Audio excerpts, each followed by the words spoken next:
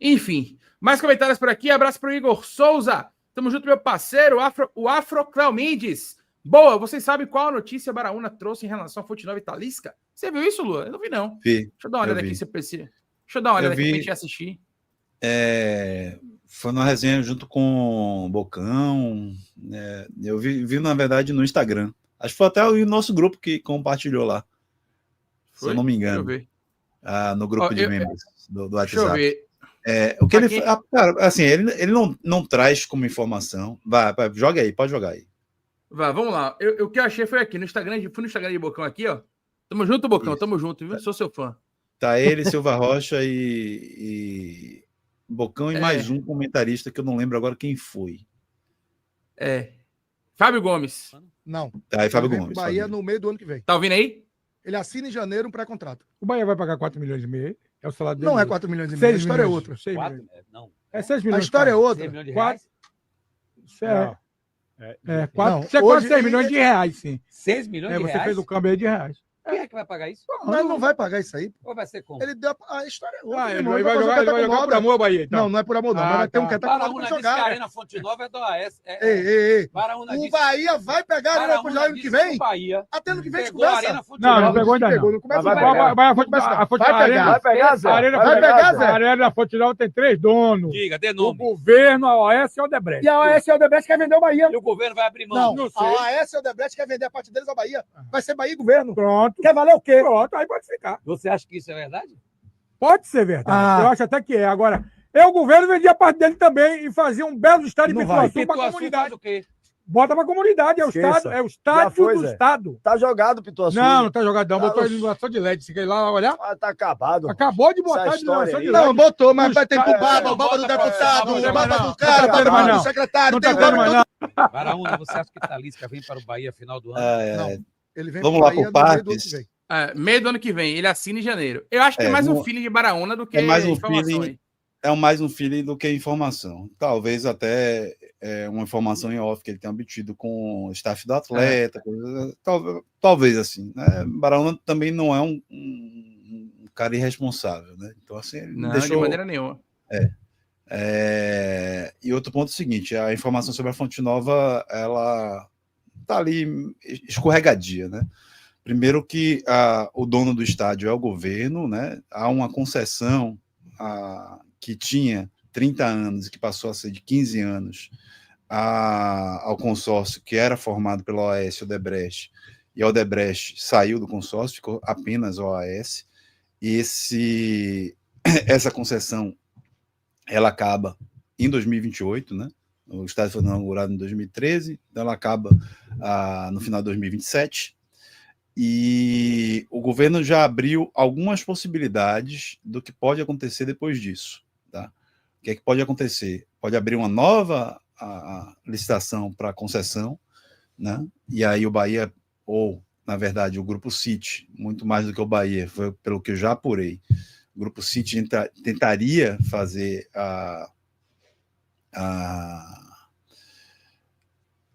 entrar, né, como sócio, como proprietário da concessão no período que foi estipulado pela licitação, né, pela abertura. O governo já também falou que é possível querer vender o estádio todo, né, já que não vai estar mais preso a uma concessão, a um contrato que não havia antes. A partir de 2028, não há mais prisão, entre aspas, em contrato para a Fonte Nova. Então, o que aconteceria aí é que o governo, de fato, poderia vender o estádio também. É uma possibilidade não descartada. Já houve declaração do governo em relação a isso. Né? O governo, inclusive, já houve declaração em pacote Pituaçu, Fonte Nova, né? Tentar vender, por exemplo, seria um interesse. Eu acho que foi essa a declaração do governador, se eu não me engano. Existe interesse, de repente, a gente pode ver os dois para o Bahia, né? Seria uma possibilidade. Uma Bahia, apuração de bastidores, não tem interesse na aquisição dos dois estádios. Na Fonte Nova, eu garanto aqui, o Bahia tem 100% de interesse. E eu diria mais. O Bahia hoje é favorito a conseguir essa concessão. Né? Eu até trouxe aqui, Lula, em determinado momento também, essa apuração aí em relação a Pituaçu, porque chegou-se a cogitar. O Bahia, assim, o foco maior sempre foi a Fonte Nova, isso aí é óbvio, mas chegou-se a cogitar o Bahia pegar o estádio de Pituaçu para fazer, de repente, uma ampliação, uma reforma e tal, né? Houve sim uma rodada de negociações, né? Até para fazer um complexo maior, envolvendo, por exemplo, CT e estádio, só que foram fazer um levantamento de viabilidade, e aquela região ali toda é uma região de proteção, né? Então seria de difícil construção ali, por exemplo, você fazer um CT naquele terreno atrás que tem ali de Pituaçu, né? Para acoplar com o estádio e fazer um estádio maior, mas houve, assim, minimamente eles cogitaram a ideia e fizeram um levantamento de viabilidade, fizeram um estudo de viabilidade, viram que não funcionaria, que não daria, que seria mais complicado, e aí, obviamente, o foco ficou todo na Fonte Nova. Eu digo mais, em 2018, quando eu estava no Bahia, né, o Bahia já olhava essas possibilidades de forma concreta, tá, de estudo, de forma concreta, assim, de estudar a viabilidade desses projetos, tanto para Pituaçu quanto para Fonte Nova, né? O Bahia olhava isso com carinho, né, e como uma estratégia importante dentro do seu desenvolvimento, né, e de aumento de orçamento. Assim, ser dono do estádio onde joga te abre uma possibilidade de ganhos muito grande. E aí são ganhos tanto diretos quanto indiretos. Porque a partir do momento que você não precisa da autorização de ninguém para fazer nada, você pode fazer uma série de outras ações, uma série de outras ações de marketing, utilização do estádio que competem muito mais ao seu interesse do que ao interesse... Os name rights, por exemplo, vão para o seu bolso, não para o bolso de quem está administrando. Tudo isso, exatamente. Você abre uma possibilidade, abre uma gama de possibilidades muito maior. Tem ali obstáculos, é importante colocar. Se eu não me engano, tudo isso tem que passar por aprovação na Casa de Legislação do Estado, né, na Assembleia, na ALBA, né? Não é só uma canetada do governo que vai resolver. Acho que, se eu não me engano, precisa passar por uma aprovação, né? Eu não sei se isso tem que passar por uma aprovação pública também, ou se tem que obrigatoriamente haver ali uma abertura para se discutir publicamente uma nova concessão, uma concessão que funcione de uma maneira diferente. Eu não sei se na legislação indica isso, mas não é simplesmente uma canetada. Eu posso garantir aqui que não é simplesmente uma canetada, né? Vai precisar passar por uma série de uma burocracia. De uma burocracia antes de acontecer.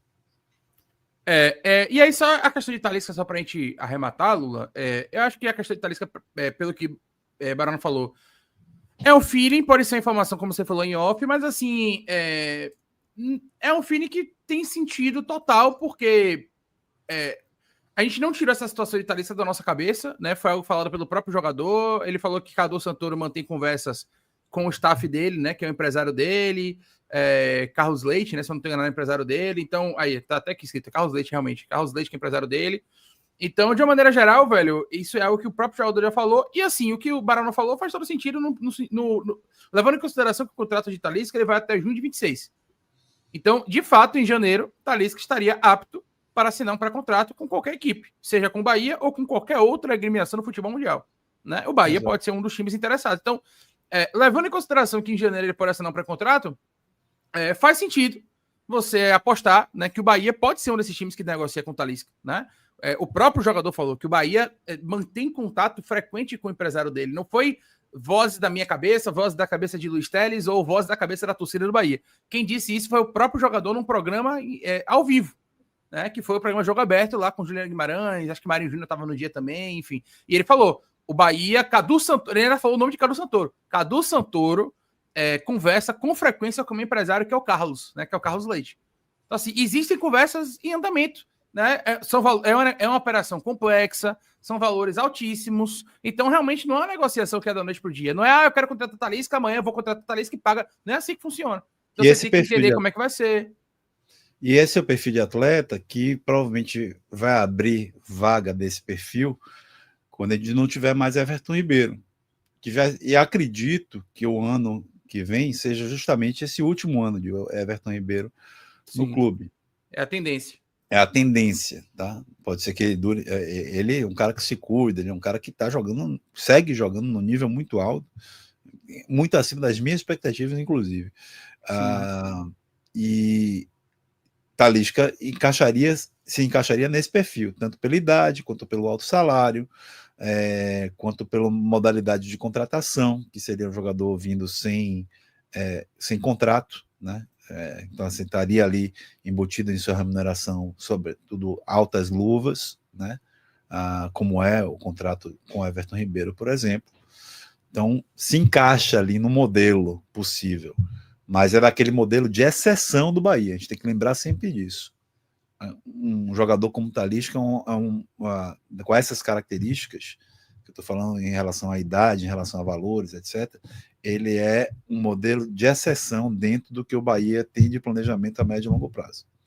Sobretudo a médio prazo, e curto prazo, desculpe. A longo prazo não, porque de repente a gente vai ter no futuro um orçamento muito maior.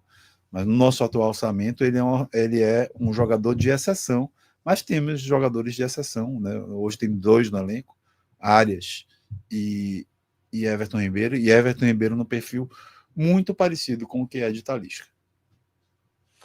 É isso. E Talisca, nesse momento, né, na Liga Turca, né, na Super League, somando aí todas as passagens dele por Besiktas e tudo mais, tem 71 jogos, 36 gols e 10 assistências. Né? É o famoso jogador duplo-duplo, né? Constantemente ele faz 2 dígitos de gols e 2 dígitos de assistência. É o jogador que faz.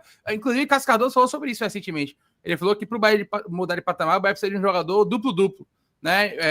Os grandes times têm esse jogador, né? O Galo tem Hulk, o Palmeiras tem Rafael Veiga, o São Paulo teve Caleri, tem Lucas Moura, tem jogadores que são duplos, digamos assim, né? Exato.